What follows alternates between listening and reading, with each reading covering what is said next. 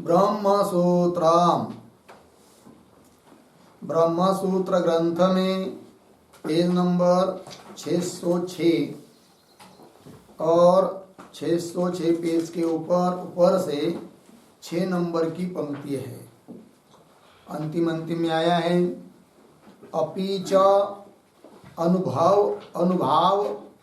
अनुभाव मात्रेण साधारणात्मनः ज्ञानस्य जायमानस्य यह अयं प्रतिविषयं पक्षपातः स्तंभ ज्ञानम कुड्य ज्ञानम घट ज्ञानम पट ज्ञानम इति। ठीक है, तो बात यह चल रही है कि द्वितीय अध्याय द्वितीय पाद और द्वितीय पाद का यह 5 नंबर का अधिकरण चल रहा है और इस अधिकरण का नाम है अभावाधिकरणम। और इस अधिकरण का विचार विषय बताया था जो क्षणिक विज्ञानवादी बौद्ध योगाचार्य जिसका नाम है, उनका सिद्धांत कि एकमात्र विज्ञान रूप आत्मा ही है, बाहर के और आदि कोई पदार्थ है ही नहीं, विज्ञान ही है, विज्ञान मात्र अस्तित्ववादी, वो उसका ही सिद्धांत इस अधिकरण का विचार विषय है। तो उसका निराकरण करने के लिए ही यह अधिकरण प्रवृत्त हुआ है। अतः पहले उसका क्या सिद्धांत, उसका क्या मत है, ये जानना पड़ता है। तब उन्होंने बहुत प्रकार से बताने का प्रयास किया कि एकमात्र विज्ञान ही है, बाहर के पदार्थ कुछ नहीं। बौद्धों के ही जो सौत्रांतिक और वैभाषिक नाम के और 2 शिष्य हैं जो कि बाह्यार्थवादी है, तो उनका निराकरण करके यह विज्ञानवादी कहता है कि एकमात्र विज्ञान ही आत्मा है और उसके अतिरिक्त कोई बाहर के पदार्थ नहीं है। ऐसे वो खंडन करता है सौत्रांतिक और वैभाषिकों का। तो और क्या कहता है वो विज्ञानवादी, तो बता रहे अपीच इत्यादि पंक्ति से। तो पंक्ति को देखिए, अपीच आपके पुस्तक में अनुभाव है का अनुभव है? अनुभव। हाँ, अनुभव ही चाहिए। अपीच अनुभव मात्रेण साधारणात्मन ज्ञान से इत्यादि पंक्ति। तो ये जो पंक्ति चालू हुई अपीच इत्यादि, उसके पूर्व में एक वाक्य लिखते हैं अवतरण के रूप में। लिखेंगे किंच ज्ञानस्य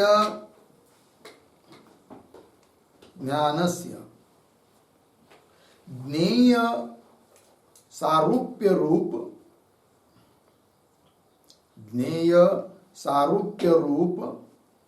विशेष संबंधाभावे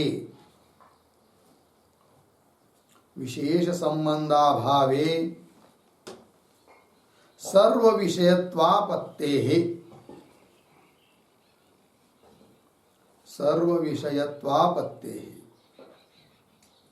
विशेषः अंगीकार्यः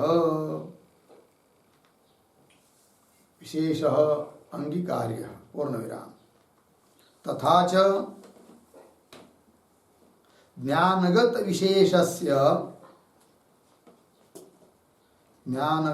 विशेषस्य एव ज्ञानेन विषयीकरणात्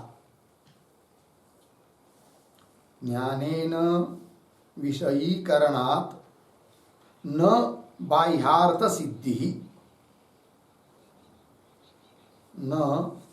बाह्यार्थ सिद्धि अर्धविराम। मानाभावात्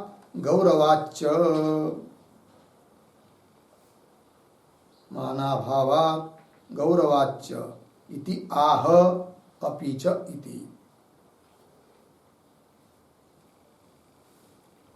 ठीक है, इति आह अपीच इति अर्थ देखिए भाई। किंच और क्या, तो ज्ञानस्य ज्ञेय सारूप्य रूप विशेष संबंधाभावे सर्व विषयत्वापत्ति, ज्ञान के सभी विषय हो जाएंगे यदि ज्ञेय का सारूप्य रूप विशेष ज्ञान में नहीं मानेंगे तो, अर्थात ज्ञेय पदार्थ है, जानने योग्य पदार्थ ज्ञेय पदार्थ, और उसका सारूप्य रूप विशेष का संबंध है ज्ञान के साथ, तभी उस ज्ञान का वही विषय बनता है। और ज्ञेय सारूप्य रूप विशेष संबंध नहीं मानेंगे तो सभी ज्ञान के सभी विषय होने की आपत्ति आएगी, तो सर्व विषयत्वापत्ति। अतः विशेष अंगीकार्य, तो विशेष मानना पड़ता है। फिर ये ज्ञान अलग है, ये ज्ञान अलग है, ये ज्ञान अलग क्यों है? घट ज्ञान अलग है, पट ज्ञान अलग है। घट ज्ञान अलग क्यों? कि घट ज्ञान का ज्ञेय जो घट उसके साथ सारूप्य रूप संबंध है, पट ज्ञान का ज्ञेय जो पट उस ज्ञेय पट के साथ सारूप्य रूप संबंध है। अतः घट ज्ञान अलग है, पट ज्ञान अलग है, ये कह सकते हैं। इसका मतलब फिर तो ज्ञेय अलग से मानना पड़ेगा विषय बाह्य पदार्थ। तो वो कहता है कि इसके लिए भी कोई बाह्य ज्ञेय पदार्थ मानने की जरूरत नहीं है। कैसे? वो कहता है तथा च ज्ञानगत विशेष, ये ज्ञान में ही विशेषता है, और ज्ञानगत विशेष को ज्ञान ही विषय करता है। जैसे घट ही ज्ञान बना, पट भी ज्ञान ही बना, मठ भी ज्ञान ने ही आकार धारण कर लिया मठ का, उसी प्रकार जो भी कोई विशेष है उसका वो ज्ञान ही है, और उसको विषय करने वाला भी कौन है? ज्ञान ही है। अतः बाह्य अर्थ मानने की जरूरत नहीं, ऐसा विज्ञानवादी कहता है। वही तथा च ज्ञानगत विशेषस्य एव, ज्ञानगत विशेष को ही ज्ञानेन विषय करना, ज्ञान के द्वारा विषय बन रहा है उसका, इसलिए न बाह्यार्थ सिद्धि, बाह्यार्थ की सिद्धि नहीं हो सकती। इस रूप से भी बाह्यार्थ मानने की जरूरत नहीं है। और इतने के बावजूद यदि बाह्य पदार्थों को मानेंगे तो माना भावा, इसके लिए कोई प्रमाण नहीं है। और गौरव भी होगा, क्योंकि ज्ञान को मानने से सभी व्यवस्था लग रही है, तो उस ज्ञान से अतिरिक्त पुनः विषयों को मानना गौरव दोष हो जाएगा। अतः बाह्य पदार्थ कुछ नहीं, एकमात्र विज्ञान ही है, ऐसा उसका सिद्धांत। उसी सिद्धांत को बोल रहा है अपीच इत्यादि पंक्ति से। तो पंक्ति देखिए, पंक्ति पढ़ता हूं, बाद में उन शब्दों का भी थोड़ा अन्वय करेंगे। अपीच अनुभव मात्रेण साधारणात्मनः ज्ञानस्य जायमानस्य यह अयम प्रतिविषयम पक्षपातः स्तंभ ज्ञानम, कुड्य ज्ञानम, घट ज्ञानम, पट ज्ञानम इति। आगे न असौ ज्ञानगत विशेषम अंतरेण उपपद्यते इति अवश्यम विषय सारूप्यम ज्ञानस्य अंगीकर्तव्यम। ठीक है, यहाँ तक। तो थोड़ा अन्वय करेंगे। शुरू के दो शब्द वैसे ही है, अपीच अनुभव मात्रेण, फिर दो शब्द छोड़कर आगे जायमानस्य, पीछे साधारणात्मनः ज्ञानस्य, फिर आगे दो तीन शब्द छोड़कर आगे स्तंभ ज्ञानम, कुड्य ज्ञानम, घट ज्ञानम, पट ज्ञानम इति। पीछे यह अयम प्रतिविषयम पक्षपातः। हो गया। आगे चलते हैं। असौ ज्ञानगत विशेषम अंतरेण,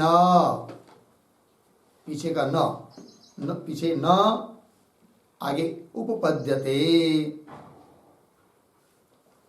इति, पुनः दो शब्द छोड़कर इति के बाद ज्ञानस्य, पीछे विषय सारूप्यम, और पीछे अवश्यम, अंतिम में अंगीकर्तव्यम, अंगीकर्तव्यम। ठीक है, देखो भाई अर्थ। अपीच अनुभव मात्रेण, अनुभव रूप से, क्या? अनुभव मात्र से जायमान, अर्थात उत्पन्न होने वाला जो साधारणात्मन ज्ञानस्य साधारण रूप जो ज्ञान है, उस ज्ञान का अनुभव मात्र से उत्पन्न होने वाला जो साधारणात्मन का अर्थ है साधारण रूप, आगे ज्ञान से ज्ञान का क्या जी, ये जो पक्षपात है, कैसा, ये स्तंभ ज्ञान है, खाम का ज्ञान, अयम स्तंभ, कुड्य ज्ञानम, कुड्य कहते दीवाल को, भित्ति, ये कुड्य है, ये ज्ञान, घट ज्ञान, पट ज्ञान इति, यह अयम प्रति विषयम पक्षपात, प्रत्येक विषय में अलग अलग विषय को लेकर जो ज्ञान का पक्षपात है। पक्षपात मतलब क्या, पक्षपात शब्द का अर्थ लिखिए, पक्षपात बराबर विषय विशेष वैशिष्ट व्यवहार, विषय विशेष वैशिष्ट व्यवहार, विषय विशेष वैशिष्ट व्यवहार, ठीक है ना।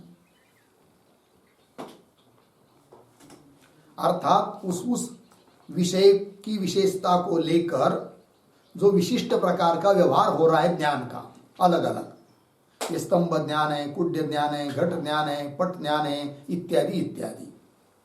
तो ये जो अलग अलग व्यवहार हो रहा है, आगे चलिए, असहु, यह पक्षपात, यह व्यवहार ज्ञानगत विशेषम अंतरेण न उपपद्यते, यह अलग अलग पक्षपात उस विषय को लेकर अलग अलग व्यवहार ज्ञानगत विशेष को लिए बिना, ज्ञानगत विशेषम अंतरेण, ज्ञानगत कुछ विशेषता है इसीलिए अर्थात ज्ञान भिन्न भिन्न है, तो ज्ञानगत विशेषम अंतरेण न उपपद्यते, उत्पन्न नहीं होता है, इति, इसलिए ज्ञानस्य, फिर क्या विशेषता है ज्ञान में, ज्ञान तो ज्ञान नहीं होता है, तो क्या विशेषता होगी, तब करे ज्ञानस्य विषय सारूप्यम अवश्यम अंगीकर्तव्यम, यही ज्ञान की विशेषता है, क्या, विषय की सारूप्यता, सादृश्यता, नहीं कि नहीं, घट का ज्ञान हुआ तो ज्ञान घट के आकार बन गया, अर्थात उस ज्ञान में घट की सादृश्यता आ गई।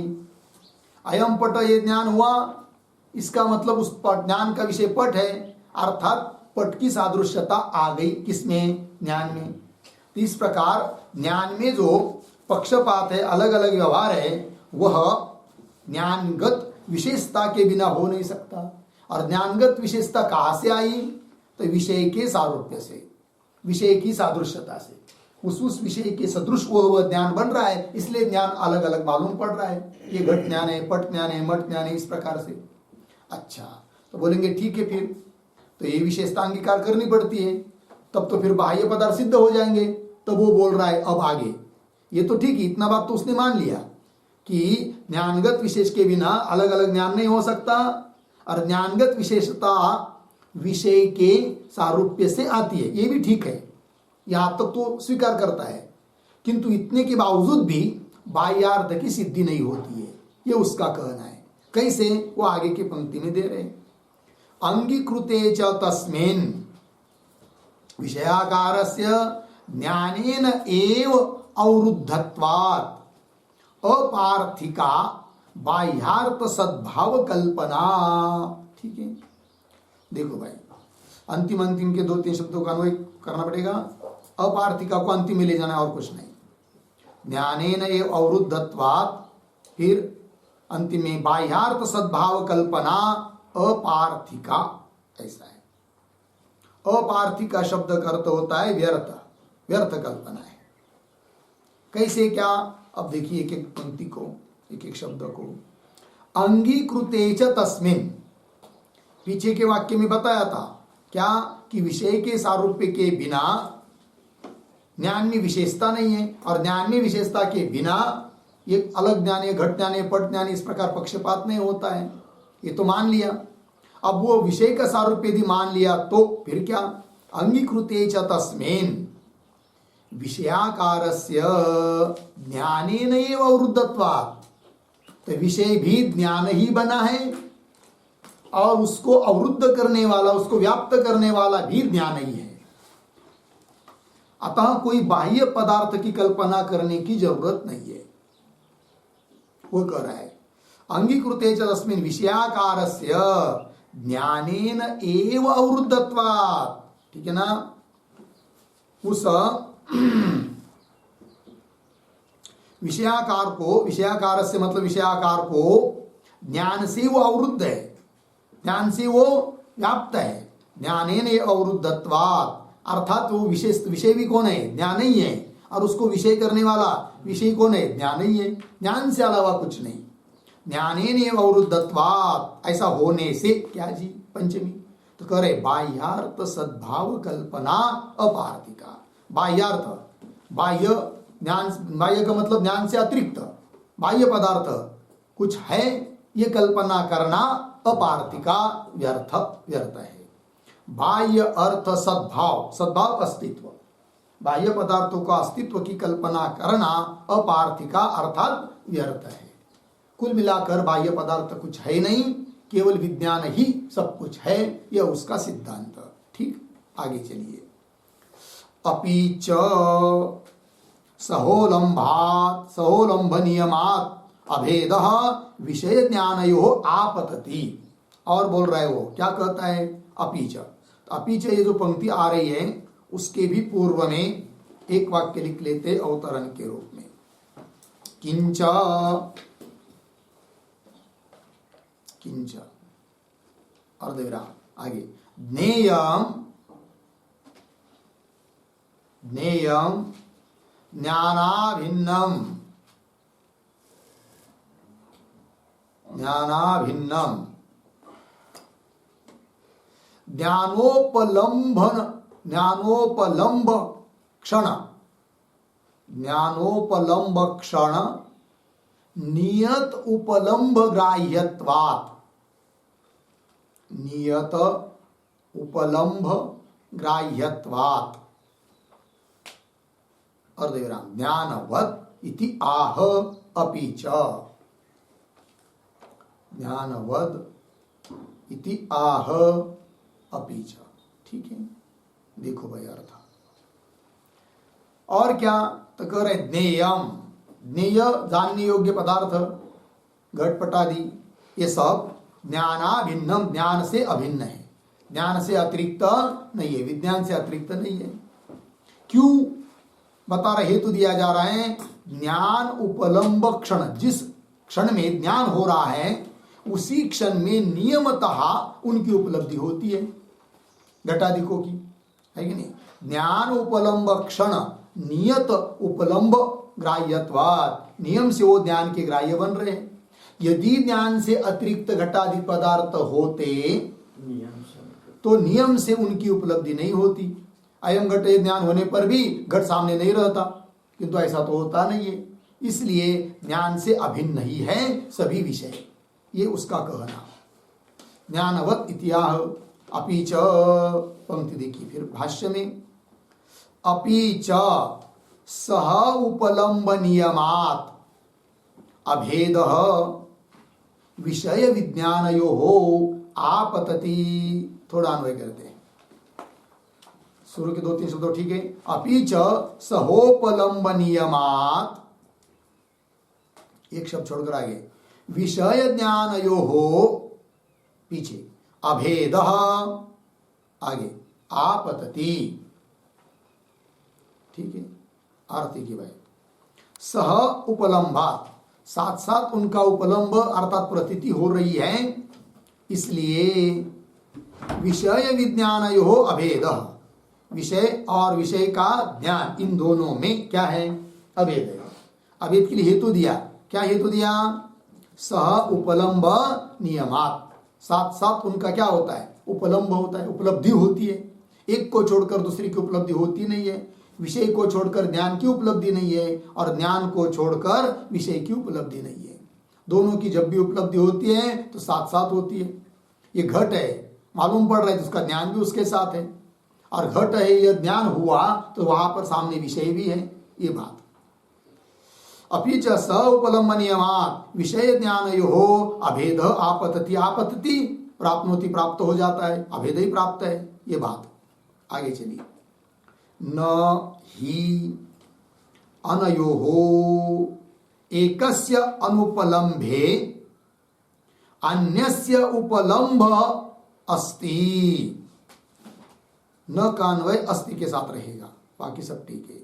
ही क्योंकि, ये तो ही क्यों अभेद है विषय और ज्ञान का, बता रहे ही अनयोहो, अनयोहो द्वयोहो, इन दोनों में, दोनों कौन, विषय और विज्ञान, अनयोहो विषय विज्ञानयोहो एकस्य अनुपलम्भे, दोनों पैकी एक का उपलम्भ, एक की प्रतीति नहीं होती है, तब अन्यस्य उपलम्भ न अस्ति, अन्य की भी प्रतीति नहीं होती है। यदि घट नहीं है, अनुभव में नहीं आ रहा है, तो अयम घट, यह ज्ञान भी प्रत्यक्ष नहीं हो रहा है, उपलब्ध नहीं हो रहा है। और अयम घट यह ज्ञान नहीं है तो मतलब सामने घट भी नहीं है, अर्थात दोनों की उपलब्धि साथ साथ है। और साथ साथ उपलब्धि तभी हो सकती है जब दोनों का अभेद मानेंगे, ये बात कह रहे। यदि भेद रहता तो एक के बिना भी दूसरे की उपलब्धि होती, किंतु ऐसा तो हो नहीं रहा है, साथ साथ उपलब्धि हो रही है। अतः ज्ञान और विषय इन दोनों का क्या है, अभेद है। अभेद है का मतलब विज्ञान रूप जो ज्ञान, उससे अतिरिक्त विषय है नहीं, ये उसका अर्थ। पंक्ति ही अनयोहो, इन दोनों में, एकस्य अनुपलम्बे, एक का उपलम्ब नहीं है तो अन्यस्य उपलम्ब नास्ति, दूसरे का भी उपलम्ब नहीं है। अतः इससे सिद्ध होता है कि दोनों का अभेद है। ठीक, आगे चलिए। न च एतत् स्वभाव विवेके युक्तम, ठीक है। न च, ये जो न च इत्यादि पंक्ति है उसके पूर्व में एक वाक्य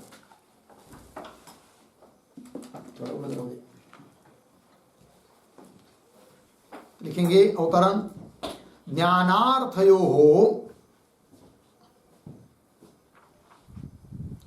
ज्ञानार्थयोः वास्तव भेदे अपि, ज्ञानार्थयोः वास्तव भेदे अपि सह उपलम्बनम स्यात्, सह उपलम्बनम स्यात्, अर्धविराम, ग्राह्य ग्राहक भावात्,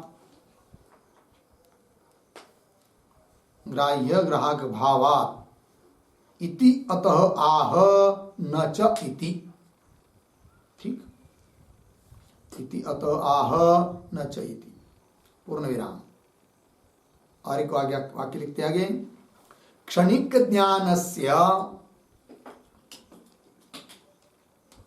क्षणिक ज्ञानस्य अर्थेन सह, अर्थेन सह संबंध हेतु अभावात्, संबंध हेतु अभावात् न ग्राह्य ग्राहक भावः इत्यर्थः,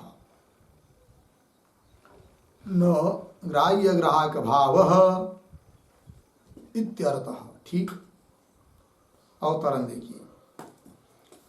अभी अभी पीछे के वाक्य में, भाष्य में क्या कहा कि विषय और विज्ञान दोनों का अभेद है। क्यों? कि एक का अनुपलम्ब है तो दूसरे का उपलम्ब नहीं होता, वो दूसरे का भी अनुपलम्ब होता है, अर्थात इसलिए मालूम पड़ता है कि दोनों का अभेद है। कदाचित इस पर कोई शंका करेगा, क्या करेगा, जो अवतरण में लिखा अभी, क्या कि ज्ञानार्थयो वास्तव भेद्यापि, वास्तविक भेद मान लो ज्ञान और अर्थ में, ऐसा कोई पूर्व पक्षी बोलेगा तो ज्ञानार्थयो वास्तव भेदे अपि, वास्तव भेद मानने पर भी स उपलम्ब, साथ साथ उनका उपलम्ब होता है, ऐसा मान लो। क्या जरूरत है तुमको अभेद मानने की, साथ साथ उपलम्ब हो रहा है इसलिए तुम अभेद मान रहे हो, किंतु ऐसी कोई जरूरत थोड़ी है, दोनों का भेद मान लो और साथ साथ उपलम्ब मान लो। ऐसी शंका कर रहा है कोई, तो उसका उत्तर दे रहा है वो विज्ञानवादी, न च इत्यादि पंक्ति के द्वारा। तो क्या उत्तर दे रहा है उसको पहले जान लेंगे, फिर वो आगे की पंक्ति लिख के दिया ना, वो विज्ञानवादी का कहना है। पहले भाष्य पंक्ति में ही, न च एतत् स्वभाव विवेके युक्तम, च एतत् स्वभाव विवेके न युक्तम, न कानो युक्तम के साथ। तो क्या भाई, च या जो पद है स्वभाव विवेके, उसका अर्थ पहले लिखेंगे। स्वभाव विवेके बराबर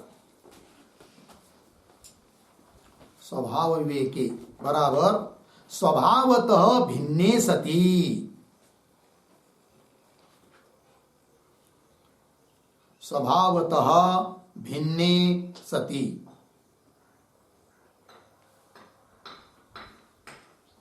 स्वभावतः यदि भेद मानेंगे तो किन किन में? स्वभावतः भेद मानेंगे तो संभव नहीं है, युक्त नहीं है, बोल रहा है सिद्धांति विज्ञानवादी। किसमें भेद? लेकिन हाँ, ज्ञान विषयो हो, विषय विज्ञानयो हो, विषय और विज्ञान इन दोनों में यदि स्वाभाविक भेद मानेंगे तो एतत् न युक्तम, ये तत् पद है ना, यह युक्त नहीं है। एतत् मतलब क्या? अभी जो पीछे की पंक्ति में बताया, एक का अनुपलम्ब नहीं है तो दूसरे का भी उपलम्ब नहीं होता है। ये तभी हो सकता है जब दोनों में अभेद रहेगा।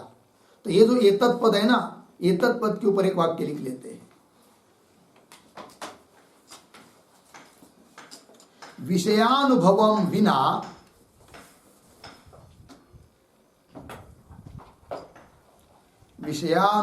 विना ज्ञानस्य अनुभवः न भवति, ज्ञानस्य अनुभवः न भवति पूर्णविराम। तथा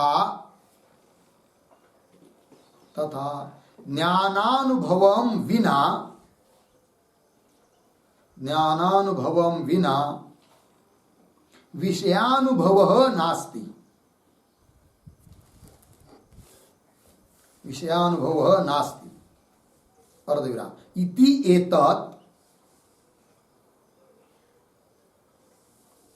एतत् आगे स्वभावतः भेदे इति एतत् अर्धविराम। स्वभावतः भेदे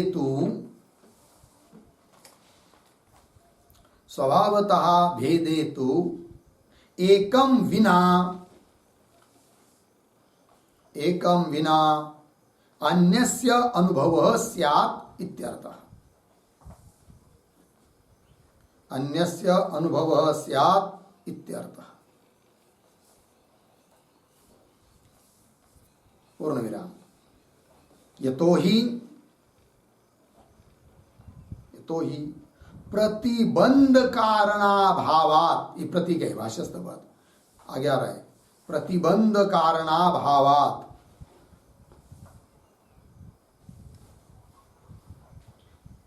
बराबर एकस्य उपलब्धिं विना अपि, एकस्य उपलब्धिं विना अपि अपरस्य उपलब्धौ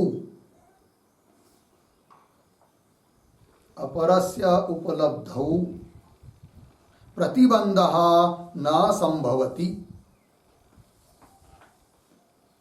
प्रतिबंधः न संभवति पूर्णविराम। किंतु भवति युगपत् उपलब्धि ज्ञान विषयोः, किंतु भवति युगपत् उपलब्धि ज्ञान विषयोः अर्धविराम। अतः विज्ञानात् अतिरिक्तः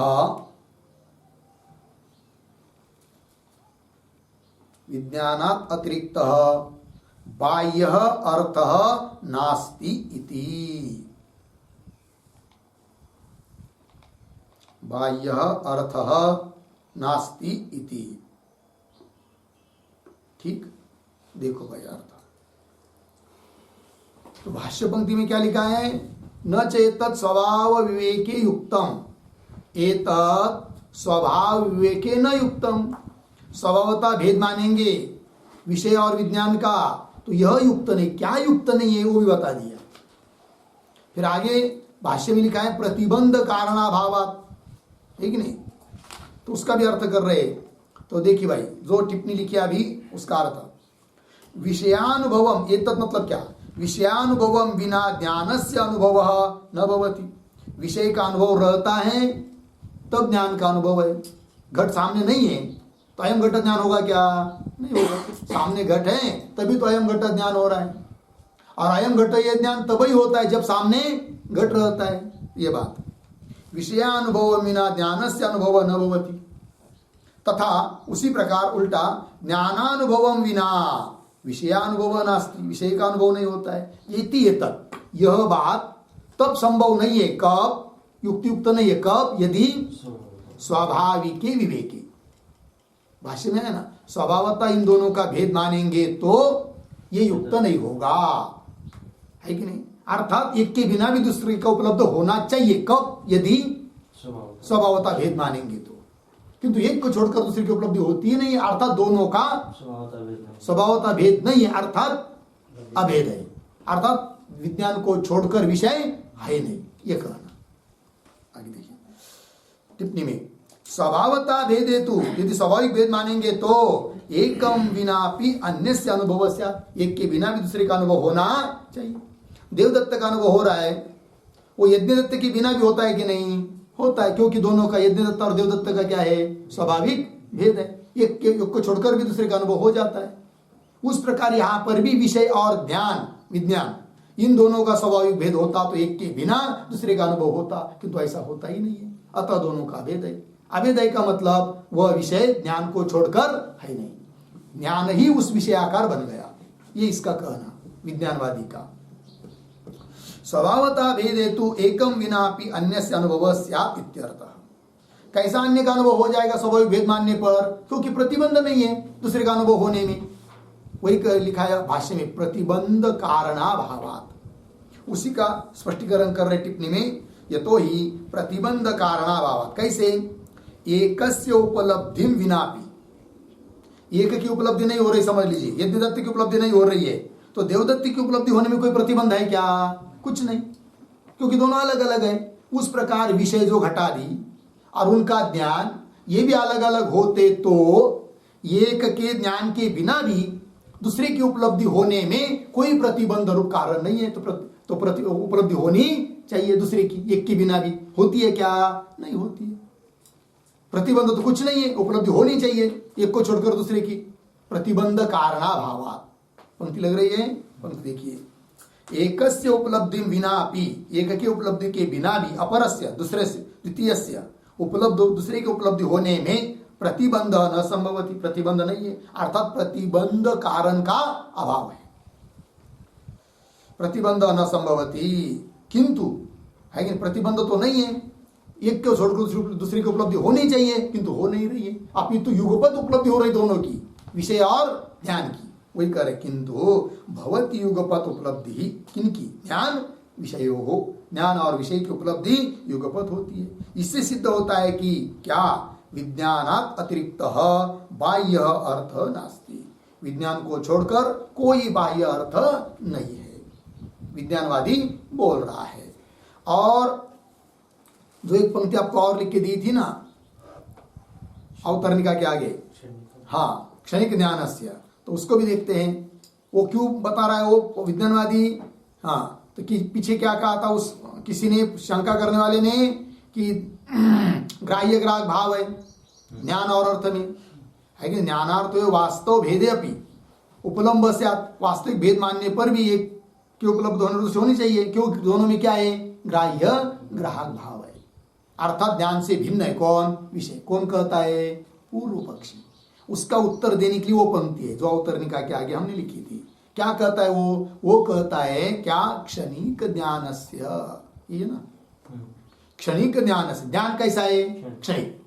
बुद्धि ज्ञान क्षणिक है, पहले क्षण में उत्पन्न होता है, दूसरे क्षण में नष्ट होता है, अतः उसका ज्ञान का अर्थेन संबंध हेतु अभाव, संबंध ही नहीं हो सकता है अर्थ के साथ, घटादि विषयों के साथ। यदि बाहरार्थी मानेंगे और विषय विषय भाव मानेंगे तो क्या मानना पड़ रहा है? भेद।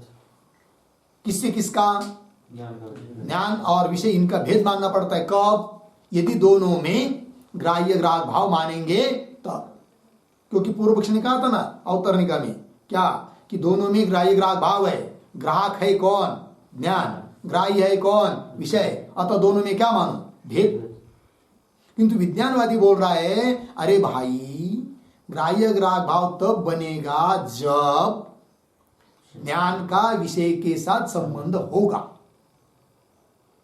किंतु दिक्कत यह है कि ज्ञान का विषय के साथ संबंध ही नहीं बनता है कि नहीं? बाह्य विषय मानो फिर उसके साथ ज्ञान का संबंध मानो, संबंध बनेगा ही नहीं। क्यों नहीं बनेगा संबंध? इसलिए नहीं बनेगा कि ज्ञान कैसा है, क्षणिक है। प्रथम क्षण में उत्पन्न होता है, दूसरे क्षण नष्ट होता है। जब तक संबंध करने के लिए वो ज्ञान जाएगा तब तक तो नष्ट हो जाता है, तो संबंध कहां से बनेगा? अतः संबंध ही नहीं बनेगा तो ग्राह्य ग्राहक भाव भी नहीं है। फिर बोलेंगे ग्राह्य ग्राहक भाव नहीं है तो क्यों ऐसा हो रहा है? अयम घट अयम पट, ये है कि नहीं? तो घट, ज्ञान का विषय घट है और उस घट को ग्रहण करने वाला ज्ञान है, ये ऐसा क्यों लग रहा है? फिर तो बोल रहा है कि घट भी विज्ञान है और ज्ञान भी विज्ञान ही है। ग्राह्य ग्राहक भाव भ्रम से लग रहा है, वस्तुतः उसमें ग्राह्य ग्राहक भाव भी नहीं है, ऐसा विज्ञानवादी का अभिप्राय। पंक्ति देखिए, क्षणिक ज्ञानस्य अर्थेन, अर्थ के साथ, यदि वास्तव अर्थ मानेंगे, संबंध मानेंगे तो संबंध होने के लिए हेतु तो चाहिए, कुछ हेतु है नहीं क्योंकि क्षणिक है विज्ञान हमारा। क्षणिक ज्ञानस्य अर्थेन सह संबंध हेतु अभावात न ग्राह्य ग्राहक भाव। अतः ग्राह्य ग्राहक भाव को हेतु बनाकर भी विषय और ज्ञान में भेद सिद्ध नहीं कर सकते, है कि नहीं? यह अभिप्राय है किसका? विज्ञानवादी का। अर्थात विज्ञान से अतिरिक्त विषय नाम की वस्तु कुछ नहीं है, बाह्य अर्थ कुछ नहीं है, एकमात्र विज्ञान ही है, यह उसका कहना। ठीक है, पंक्ति देखिए, आइए भाष्य में। न चेतत स्वभाव विवेके युक्तम क्यों प्रतिबंध कारणाभावात, इसका अर्थ कर चुके हैं। तस्मात् अपि, इसलिए भी, क्या जी? तस्मात् अपि अर्थाभाव। अर्थाभाव मतलब बाह्य अर्थ का अभाव है, बाह्य विषय कुछ नहीं है। घट पट मठ वास्तविक कोई बाह्य पदार्थ है नहीं, सब कुछ क्या है? विज्ञान ही है, बस एकमात्र विज्ञान है, ये उसका कहना। तस्मादपि अर्थाभाव, पूर्ण विराम हो गया। आगे चलिए। स्वप्नादिवत च इदम द्रष्टव्यम। ठीक है, तो ये जो पंक्ति है ना स्वप्नादिवत, उसके पहले एक वाक्य लिखते हैं, किंच किंच जागृत विज्ञानम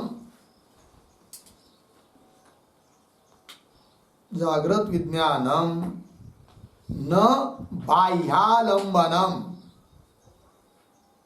न बाह्यालंबनम अर्धविराम विज्ञानत्वात् स्वप्नादि ज्ञानवत इति आह, स्वप्नादिवत इति। ठीक है, देखो भाई, और बोल रहा है विज्ञानवादी, क्या कहता है? किंच, अनुमान दे रहा है। क्या लिखा? जागृत विज्ञानम पक्ष हुआ, जागृत विज्ञान, जागृत कालीन विज्ञान। न बाह्य आलंबनम, बाह्य आलंबनम न, बाह्य अर्थों को विषय करने वाला नहीं है। कौन? हाँ, जागृत विज्ञान पक्ष है ना। जागृत विज्ञान, जागृत कालीन विज्ञान कैसा है? बाह्य आलंबनम न, बाह्य पदार्थों को, वास्तविक किसी घट आदि पदार्थों को विषय करने वाला नहीं है। क्यों? विज्ञानत्व। बोले उदाहरण, स्वप्नादि ज्ञानवत, स्वप्नादि विज्ञानवत। जैसे स्वप्न का ज्ञान है कि नहीं, वो विज्ञान है। जैसा स्वप्न का ज्ञान किसी भी बाह्य पदार्थों को विषय करता नहीं है, वहां पर एकमात्र कौन है? विज्ञान ही है। वही घटपट स्वप्न के पदार्थ बन रहा है और उसको विषय भी कर रहा है। उसी प्रकार जागृत कालीन विज्ञान भी बाह्य आलंबन को विषय नहीं करता, बाह्य पदार्थों को विषय नहीं करता है, अपितु विज्ञान ही है, ये कह दिया। इसी बात को बोल रहे भाष्य में, स्वप्नादिवत च इदम द्रष्टव्यम। इदम, यह जो जागृत कालीन ज्ञान और विषय आदि ये सब है, वो स्वप्न पदार्थ की तरह ही समझना चाहिए। स्वप्नादिवत च इदम द्रष्टव्यम मतलब जैसे स्वप्न में वस्तुतः कोई बाह्य पदार्थ नहीं है, लग रहे बाह्य पदार्थ दिख रहे हैं स्वप्न में, ये घट है, पट है, नदी है, पहाड़ पर्वत लग रहा है, किंतु वास्तविक कुछ नहीं, केवल ज्ञान ही ज्ञान है। उसी प्रकार जागृत में भी जो भी अनुभव हो रहा है कि नहीं, घट पट मठ देवदत्त यज्ञदत्त आदि आदि, ये सब कुछ विज्ञान ही है, विज्ञान से अतिरिक्त बाह्य पदार्थ कुछ नहीं, ये उसका कहना है। उदाहरण वो इसको स्पष्ट कर रहा है, वो स्वप्नादिवच्च इस दृष्टांत को और स्पष्ट कर रहा है और उदाहरण देकर, यथा ही स्वप्न माया मरीचि उदक गंधर्व नगरादि प्रत्यया विना एव बाह्येन अर्थेन ग्राह्य ग्राहकाकाराः भवन्ति एवं जागृत गोचराः अपि स्तंभादि प्रत्ययाः भवितुम् अर्हन्ति इति अवगम्यते। क्यों? प्रत्ययत्व अविशेषात हेतु दे दिया। ठीक है, देखो भाई कितनी सरल है। यथाई उदाहरण स्वप्न पहली बात, दूसरे है माया, माया शब्द का अर्थ या जादूगार, जादू, माया जादूगार की नियत दिखाई हुई जादू, वो माया शब्द का अर्थ है। मरीचि उदक मृगजल, गंधर्व नगर, कभी कभी आकाश की तरफ हम लोग देखते हैं तो आकाश में बादल होते हैं ना, कभी कभी ऐसा लगता है जो कोई हाथी का आकार हाथी है, उसके सामने कोई आदमी खड़ा है, उस हाथी पर ही बैठा हुआ है कि नहीं, उसको कहते क्या? गंधर्व नगर। ठीक है, इतने उदाहरण दे दिया भाई उसने। जैसे स्वप्न में जादूकार जो जादू दिखाता है वहां पर भी, मृगजल में भी, गंधर्व नगर भी, वस्तुतः वास्तविक बाह्य विषय है क्या? कहीं पर भी नहीं है, किंतु ऐसा लग रहा है कि मृगजल दिखाई दे रहा है, गंधर्व नगर दिखाई दे रहा है, जादू के वस्तु भी दिखाई दे रही है, स्वप्न के पदार्थ भी दिखाई दे रहे हैं, किंतु है नहीं। उसी प्रकार जागृत अवस्था में हम लोगों को दिखाई दे रहा है, ये घट है, पट है, मठ है, अमुक है, तमुक है करके करके, किंतु वस्तुता ये सब कुछ है नहीं, एकमात्र है क्या? विज्ञान, ज्ञान। ये बात यथा स्वप्न माया मरीचि उदक गंधर्व नगर आदि प्रत्यय, प्रत्यय कहते ज्ञान को, प्रत्यय कैसे? ये सब प्रत्यय, ये सब ज्ञान कैसे भाई? बिना एव बाह्येन अर्थेन, बाह्येन अर्थेन बिना एव, बाह्य अर्थ के बिना ये सब पदार्थ है। और लग रहे हैं क्या? ग्राह्य ग्राहक का आकार, ग्राह्य है, ग्रहण हो रहे हैं, उनका ग्रहण करने वाला ज्ञान है, ऐसा भी प्रतीत हो रहा है ये सब उदाहरणों में। ग्राह्य ग्राहकाकाराः भवन्ति एवं, ये दृष्टांत हुआ। अब सिद्धांत बता रहे एवं जागृत गोचराः अपि, जागृत कालीन भी ज्ञान के विषय जो भी वस्तु हमको दिखाई दे रही है, घटपट आदि, ये सब भी उसी प्रकार के हैं।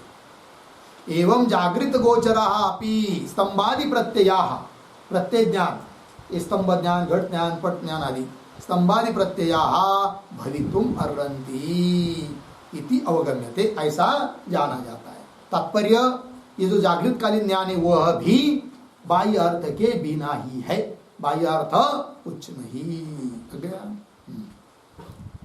क्यों? हेतु दे रहा है, प्रत्ययत्व अविशेषात, प्रत्ययत्व ज्ञानत्व, अविशेषात समानत्व। ज्ञान ज्ञान ही है, जैसे गंधर्व नगर वहां पर भी वो ज्ञान है, स्वप्न पदार्थ का ज्ञान है, वो भी ज्ञान ही है। उस प्रकार जागृत काल में भी वो क्या है? ज्ञान ही है, सभी जगह ज्ञान ही है, तो सभी जगह एक ही प्रक्रिया है फिर। ठीक है ना, ये बात प्रत्ययत्व अविशेषात लग गया। ये बात देखो भाई, वैसा देखा जाए तो थोड़ी गड़बड़ है उसमें विज्ञानवाद में।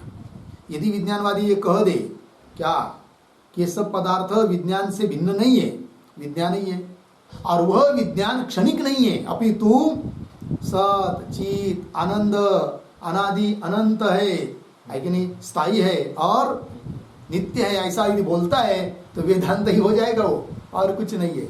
और कितना लाभ होगा फिर?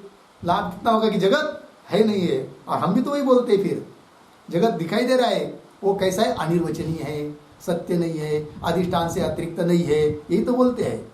और यदि ये सिद्धांत होगा कि केवल उसने क्या कर दिया, उस विज्ञान को क्या मान दिया? क्षणिक मान लिया, उत्पन्न होता है, नष्ट होता है, उत्पन्न होता है, ये गड़बड़ हो गई। ठीक है जी, चलो भाई, प्रत्ययत्व अविशेषा आगे चलिए। कथम पुनः असति बाह्यार्थे प्रत्यय वैचित्र्यम उपपद्यते, है कि नहीं? बाह्यार्थवादी शंका कर रहा है उसके ऊपर, विज्ञानवादी के ऊपर। ये जो पंक्ति है ना, कथम इत्यादि, तो कथम के पूर्व में एक वाक्य लिख दे छोटा सा, इदम अनुमानम, इदम अनुमानम विज्ञानानाम विज्ञानानां वैचित्र्य अनुपपत्ति बाधितं भवति। वैचित्र्यानुपपत्ति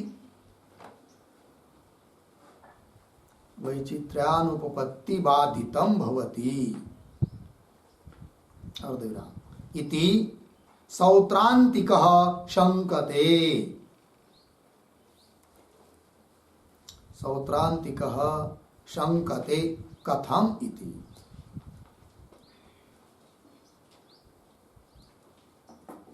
ठीक है, देखो भाई अर्थ। वो कहता है सौत्रांतिक, इदम अनुमानम, अर्थात अभी अभी जो उसने अनुमान दिया था ना, क्या जागृत विज्ञानम, अवतरणिका में लिखा था किसी पंक्ति के, अभी अभी जागृत किंच जागृत विज्ञानम न बाह्य आलंबनम विज्ञानत्वात्, यह अनुमान जागृत विज्ञान बाह्य आलंबन वाला नहीं है विज्ञान होने से, ऐसा उसने कहा था। तब सौत्रांतिक बोल रहा है ये जो तुमने अनुमान दिया ना रे विज्ञानवादी, यह अनुमान बाधित है। कौन बोल रहा है? सौत्रांतिक। कैसे? क्योंकि सौत्रांतिक का क्या कौन है? बाह्यार्थवादी है। सौत्रांतिक और वैभाषिक बाह्य पदार्थों को मानते हैं, अतः वो शंका कर रहा है, अनुमान का बात कर रहा है उसकी, विज्ञानवादी के अनुमान का। इदम अनुमानम बाधित है, क्यों? विज्ञानानाम वैचित्र्य अनुपपत्ति बाधिता, विज्ञानों में विचित्रता प्रतीत हो रही कि नहीं? ये घट का ध्यान, ये पट का ध्यान, ये मठ का ध्यान, अलग अलग अलग अलग विज्ञान प्रतीत हो रहा है, विचित्रता है उसमें, भिन्न भिन्नता है। विचित्रता है मतलब भिन्न भिन्नता है। इससे मालूम पड़ता है कि क्या जरूर उसके विषय अलग अलग होंगे, अर्थात तुम्हारा अनुमान इस विज्ञान की विचित्रता से बाधित है, ऐसा सौत्रांतिक शंका करता है। इति सौत्रांतिक शंकते कथम इत्यादि पंक्ति से। तो पंक्ति को देखिए भाई, कथम पुनः असति बाह्यार्थे प्रत्यय वैचित्र्यम उपपद्यते, प्रश्न चिन्ह, थोड़ा शब्दों का अन्वय। पुनः एक शब्द छोड़कर आगे, बाह्यार्थे पीछे असति, आगे प्रत्यय वैचित्र्यम, फिर शुरू में आया हुआ कथम, आगे उपपद्यते। देखो भाई, पुनः बाह्यार्थे असति, बाह्य अर्थ यदि है ही नहीं है, वंद्यापुत्र की तरह असत है, तो प्रत्यय वैचित्र्य विचित्रता भिन्न भिन्नता कथम उपपद्यते, कैसी उत्पन्न होगी, कैसी संगति लगाओगे?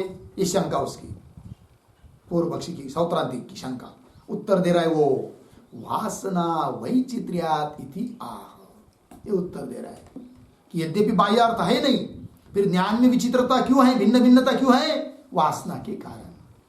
ज्ञान में भिन्न भिन्नता है, जरूरत नहीं है ज्ञान की विचित्रता सिद्ध करने के लिए बाह्य अर्थ मानने की।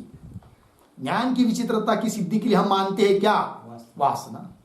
ये बोल रहा है विज्ञानवादी, वासना वैचित्र्यात्। ये जो वासना इत्यादि पंक्ति है ना, उसके पहले भी एक वाक्य लिखिए, बाह्यार्थम अंतरेण अपि, बाह्यार्थम अंतरेण अपि ज्ञान वैचित्र्यम उपपद्यते, ज्ञान वैचित्र्यम उपपद्यते इति विज्ञानवादी परिहरति, विज्ञानवादी परिहरति। ठीक, सौत्रांतिक ने शंका की, विज्ञानवादी उत्तर दे रहा है। क्या उत्तर दे रहा है? कि बाह्यार्थम अंतरेण अपि, अंतरेण मतलब बिना, बाह्यार्थ माने बिना भी ज्ञान वैचित्र्यम उपपद्य, ज्ञान की विचित्रता की संगति लग सकती है। इस प्रकार से विज्ञानवादी परिहार कर रहा है उस शंका का। तो क्या कारण है फिर ज्ञान की विचित्रता का? विज्ञानवादी बोल रहा है वासना वैचित्र्यात् इति आह, वासना की विचित्रता है। अभी क्या है वासना वैचित्र्यात् इति? तो उस पर एक वाक्य लिखते हैं, आगे वैसा आ रहा है मूल में, किंतु और स्पष्टीकरण के लिए एक वाक्य लिखेंगे। अनादि संतानांतर्गत, अनादि संतान अंतर्गत पूर्व ज्ञानम, पूर्व ज्ञानम एव वासना, एव वासना, अर्धविराम। तद्वशात अनेक क्षण व्यवधाने अपि, अनेक क्षण व्यवधाने अपि नीलाद्याकार ज्ञान वैचित्र्यम, नीलाद्याकार ज्ञान वैचित्र्यम भवति।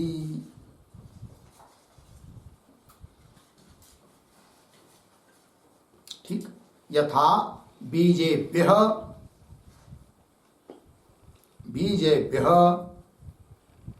अंकुरादीनां वैचित्र्यम्,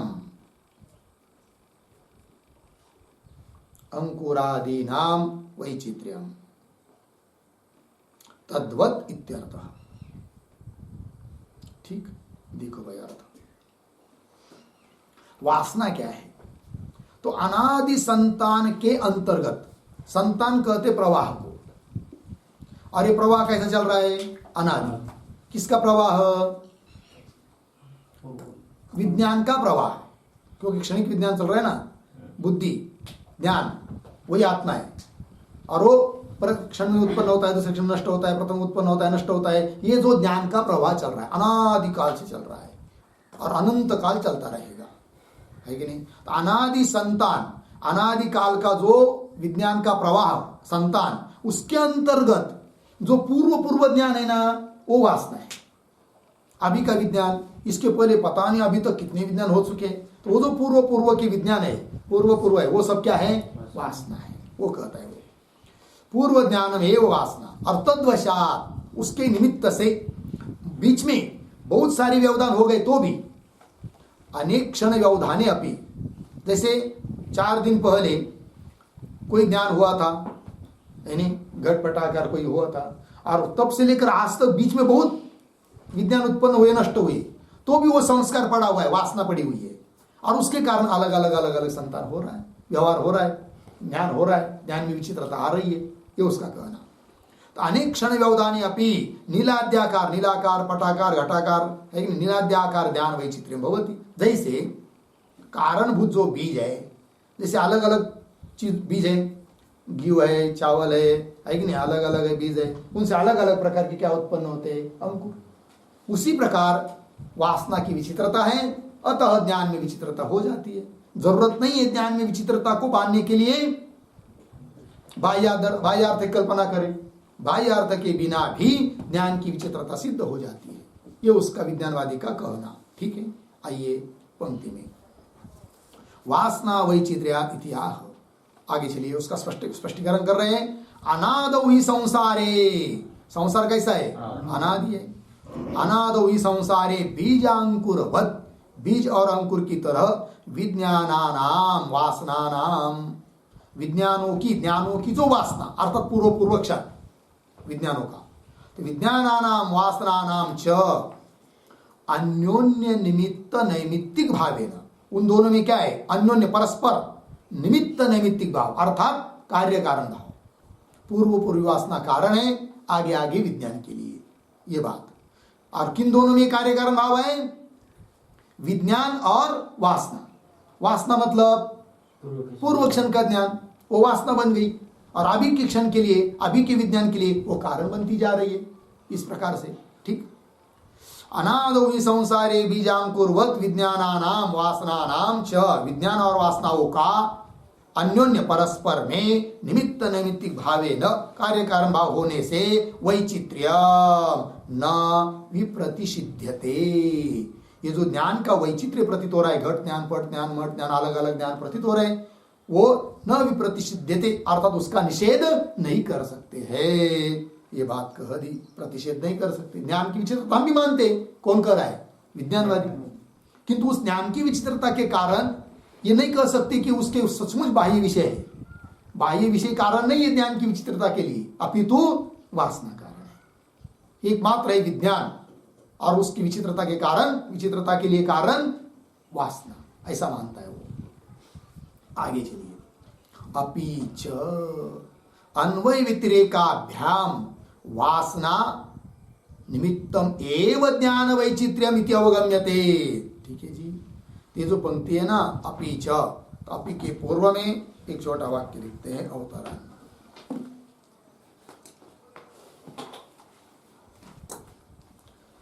उभयवादी सम्मतत्वाच्च, उभयवादी सम्मतत्वाच्च,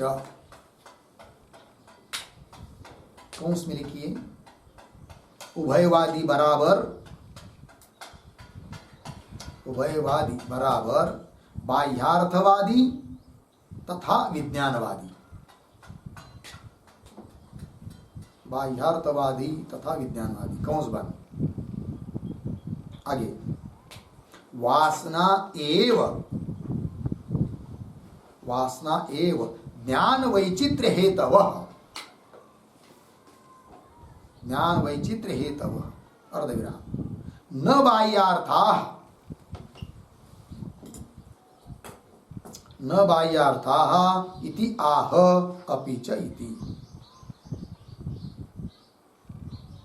ठीक है, देखो भाई अर्थ उभयवादी सम्मतत्वात्, वो कह रहा है विज्ञानवादी, ये तो तुमको भी मानना पड़ेगी वासना, वासना माने बिना तो तुमको भी, तुम्हारा भी काम नहीं चलेगा, तो हम भी मानते।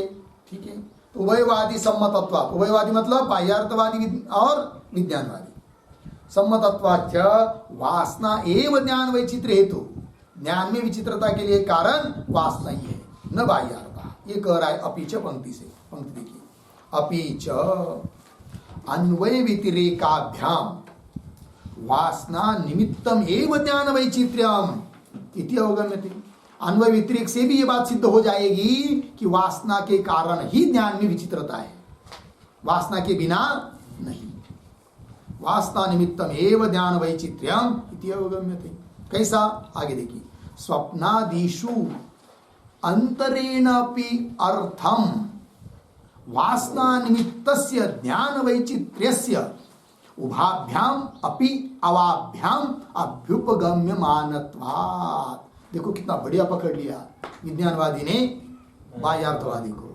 विज्ञानवादी कहता है अरे भाई वासना का वैचित्र्य के कारण ही ज्ञान में विचित्रता है, तुमको भी मानना पड़ेगी, और यदि नहीं मानोगे बाह्यार्थ को ही कारण मानोगे, किसके लिए, ज्ञान में विचित्रता के लिए, वासना के वैचित्र्य को न मानकर यदि तुम बाह्यार्थ को मानोगे, कौन कर रहा है किसको, विज्ञानवादी कहता है बाह्यार्थवादी को। तब विज्ञानवादी पूछ रहा है हे बाह्यार्थवादी, तब बताओ स्वप्न पड़ता है कि नहीं तुमको, हाँ पड़ता है स्वप्न। वहां पर जो ज्ञान हो रहा है वो विचित्र है क्या, एक ही प्रकार का ज्ञान है, विचित्र मतलब अलग अलग ज्ञान है, घट है, स्वप्न में भी ये नदी है, पहाड़ है, पर्वत है, घट है, अमुक है, अमुक, अलग अलग ज्ञान है कि नहीं। फिर वहां पर ज्ञान का विचित्रता की, ज्ञान की विचित्रता के लिए कारण कौन, बताओ।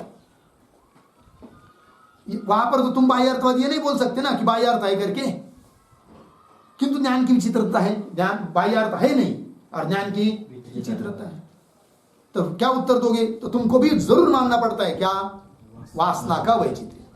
और वहां पर यदि तुम वासना की विचित्रता मानते हो, वासना का भेद के कारण मानते हो, तो जागृत में भी तुमको क्या दिक्कत है, ज्ञान के वैचित्रता के लिए कारण कौन, वासना का वैचित्र्य। काय को मानते हो, किसको, बाह्य पदार्थों को। बाह्य पदार्थ मानने की जरूरत ही क्या है, ये बोल रहा है विज्ञानवादी बौद्ध सौत्रांतिक को। ठीक है, देखिए पंक्ति अन्वय व्यतिरेक दिखा रहा है। स्वप्नादिषु अंतरेण अपि अर्थम, अर्थम अंतरेण अपि, ऐसा समझना। स्वप्नादियों में अर्थ, अर्थ मतलब बाह्यार्थ, उसके बिना भी वासना निमित्तस्य ज्ञान वैचित्र्यस्य, वासना के निमित्त से ही है वहां पर क्या, ज्ञान का वैचित्र्य।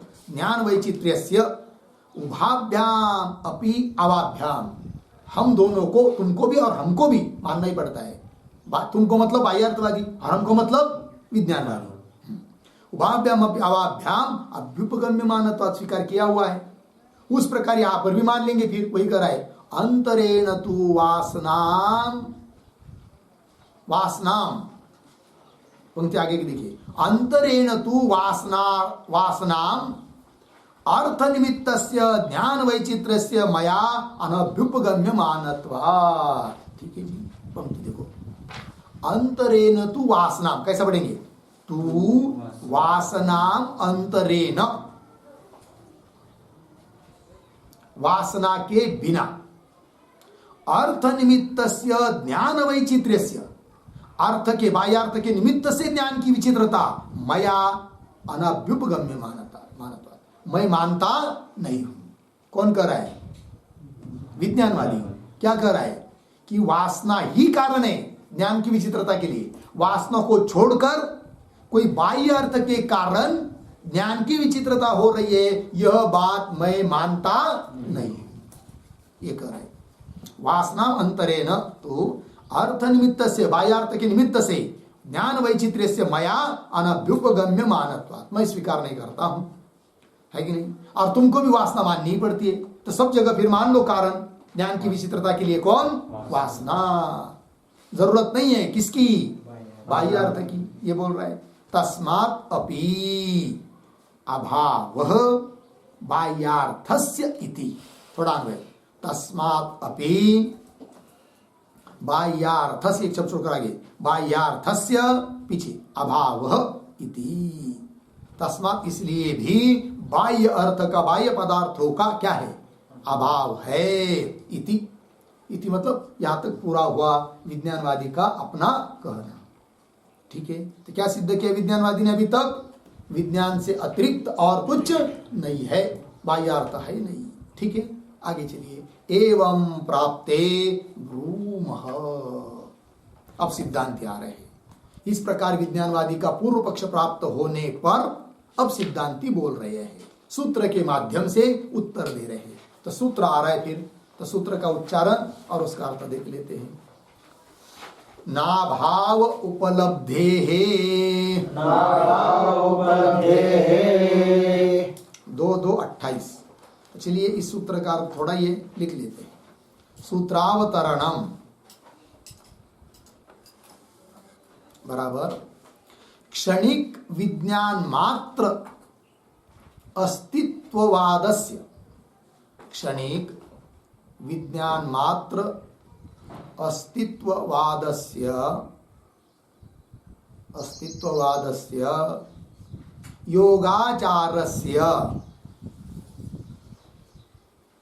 योगाचारस्य मानमूलत्वात्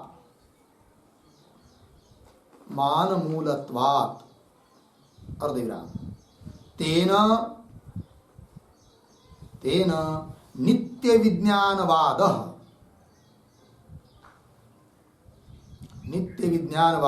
कंस में लिखिए वेदांतवाद कंस बन विरुध्यते इति प्राप्ते आगे सिद्धांत सूत्रम व्याचष्टे नाभाव इति। सिद्धांत सूत्रम आह, सिद्धांत सूत्रेण आह, ऐसा भी कर सकते, सिद्धांत सूत्रेण आह। ठीक है, सिद्धांत सूत्रेण आह, अर्थ देखिए भाई, पूरा लिख लेंगे। फिर नीचे की पंक्ति में सूत्र नाभाव उपलब्धेः 2:28 पदच्छेद न अभावः उपलब्धेः। फिर नीचे की पंक्ति में पदार्थोक्ति ही, आगे प्रतीक अभाव बराबर विज्ञान व्यतिरिक्तानां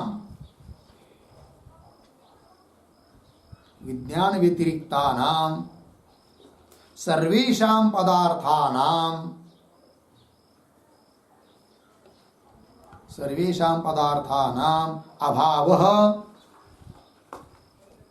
अभावः अस्ति अर्धविराम इति योगाचार बौद्धस्य अभिप्रायः। इति योगाचार बौद्धस्य अभिप्रायः अस्ति पूर्ण विराम। फिर आगे प्रतीक न, न बराबर विज्ञान व्यतिरिक्त पदार्थानाम,